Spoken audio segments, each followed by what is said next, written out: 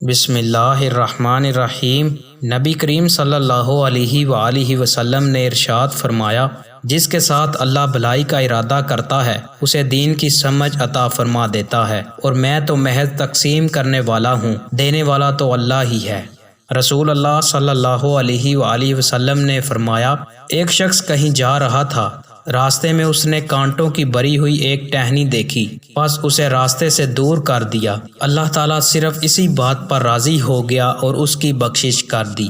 رسول اللہ صلی اللہ علیہ وآلہ وسلم نے فرمایا، سفید بال ختم نہ کرو، کیونکہ وہ مسلمان کا نور ہے۔ جس کا حالت اسلام میں بال سفید ہوتا ہے تو اس کے بدلے میں اللہ اس کے لیے ایک نیکی لکھ دیتا ہے، اس کے بدلے میں اس کی ایک غلطی ختم کر دیتا ہے، اور اس کے بدلے میں اس کا ایک درجہ بلند کر دیتا ہے۔